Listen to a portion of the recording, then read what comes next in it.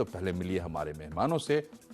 हमारे साथ है द योगा इंस्टीट्यूट की डायरेक्टर डॉक्टर हंसा जी योगेंद्र, इंद्रप्रस्थ अपोलो अस्पताल के गैस्ट्रोएंटरोलॉजी के स्पेशलिस्ट डॉक्टर संदीप खन्ना और न्यूट्रिशनिस्ट डॉक्टर अन्विता चटवाल।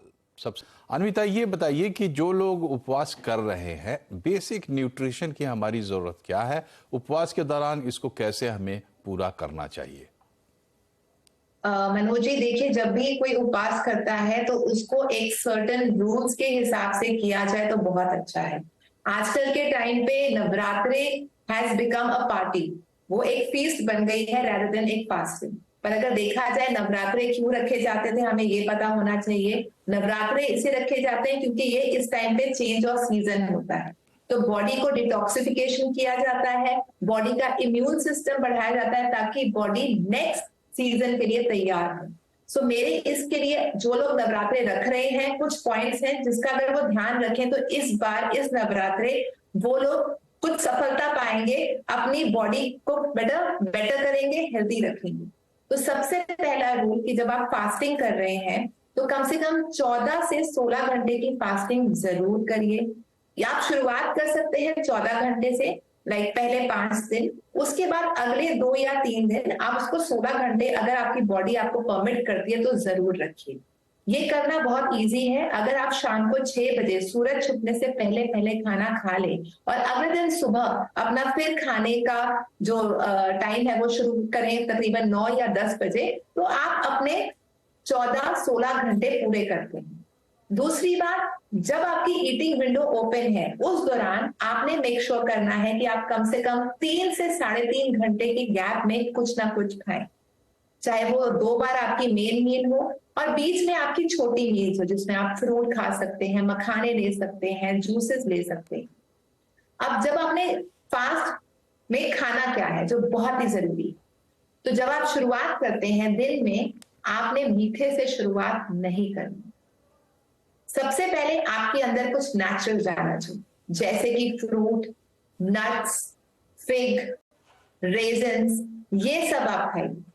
उसके बाद आपकी मेन मील आती है, वो रिच इन प्रोटीन होनी चाहिए, हैवी होनी चाहिए ताकि उसको डाइजेस्ट करने में टाइम लगे, आपकी बॉडी को आगे भूख ना लगे। तो उसके लिए आजकल कई तरीके के आटे आते हैं।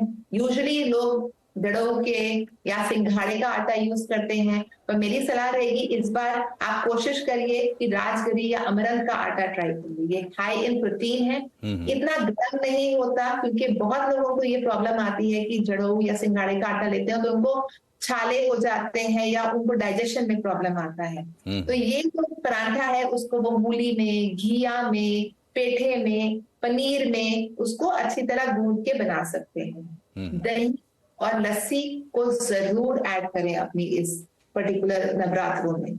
जी, कल स्नैक्स का बहुत ज्यादा फैशन हो गया है, लोग यूजुअली बाहर से स्नैक्स खरीदते हैं, नवरात्रे नमकीन या फ्राइड चिप्स। उसकी जगह घर में ही आप अपने मखानों को थोड़ा सा सौते कर लीजिए। आप फ्रूट्स पे जोर दीजिए, फाइबर पे, ताकि आपकी बॉडी में हाइड्रेशन भी रहे। और क्योंकि आप ये चेंज कर रहे हैं अपनी डाइट अगले 6-7 दिन के लिए, शायद आपको कॉन्स्टिपेशन की या एसिडिटी की प्रॉब्लम आ सकती है। सो ये इंपॉर्टेंट है कि आप फाइबर ऐड करें जी। और सबसे लास्ट, पानी की इंटेक बढ़ाइए। इस टाइम पे आपको हाइड्रेशन की बहुत जरूरत है, तो पानी, कोकोनट वाटर, ठंडा दूध, लस्सी, ये सब ऐड की जाए। लिक्विड डाइट आप ज्यादा लें उपवास के दौरान।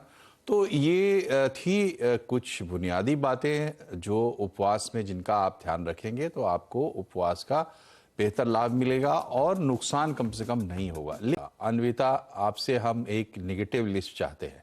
आप ये बताइए कि खान पान में हम क्या ना करें। खान पान में हम क्या ना करें वो मैं कहूंगी आजकल जो लोग बहुत कर रहे हैं। आजकल शायद सात्विक खाना बहुत कम लोग खा रहे हैं। हम लोग ज्यादा डिपेंड कर रहे हैं बाहर के खाने पर, हम लोग ज्यादा डिपेंड कर रहे हैं अपने लाइफस्टाइल के हिसाब से अपना रूटीन सेट करना। अब क्योंकि नवरात्रे आ रहे हैं तो एक बहुत बुजुर्गों ने शुरुआत की है ऐसे ट्रेडिशंस की कि सुबह जल्दी उठें, पहले मंदिर जाएं, अपना पूजा पाठ करें, फिर खाना खाएं, तो इससे एक डिसिप्लिन आ जाएगा जो शायद लोगों में इस टाइम पे नहीं है। लेट नाइट्स होती हैं, सुबह लेट उठते हैं, खाना पीना जिस टाइम पे होना चाहिए उस टाइम पे नहीं होता। जंक फूड बंद होएगा यहाँ, जहां पे लोग हर रोज कोई ना कोई ऐप के थ्रू, आई थिंक 80% लोगों के घरों में कोई ना कोई ऐप के थ्रू रोज एक खाना आता है या हर दूसरे या तीसरे दिन आता है। शायद ये बंद हो जाए अगर वो नवरात्रि थाली बाहर से ना मंगाए तो।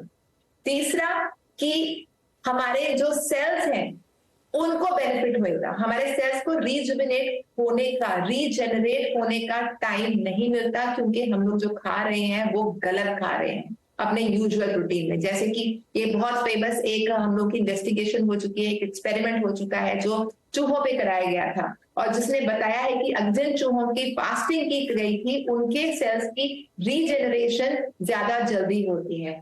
सो वही है कि जो लोग हम लोग अभी बुरी चीजें कर रहे हैं, टाइम से नहीं खा रहे, बाहर के खाने पे हम लोग का ज्यादा जोर है और हम लोग ठीक टाइम पे फास्टिंग नहीं कर रहे, शायद ये चीजें ठीक हो जाए इस नवरात्रों में, और शायद हमें इसकी आदत पड़े तो हमारी सर्दियां बहुत अच्छी जा सकती हैं। जी, तो नवरात्रे बड़े अच्छे मौके हैं जब आप दुरुस्त कर सकते हैं अपनी फूड हैबिट्स को, और नवरात्रों में ठीक करेंगे तो आगे भी वो चलेगा नवरात्रों पर। तो सबको नवरात्रों की बहुत बहुत बधाई, और आप तीनों को बहुत बहुत धन्यवाद यहाँ आने के लिए और अपने विचार हमारे सामने रखने के लिए। कार्यक्रम में फिलहाल इतना ही। नमस्कार।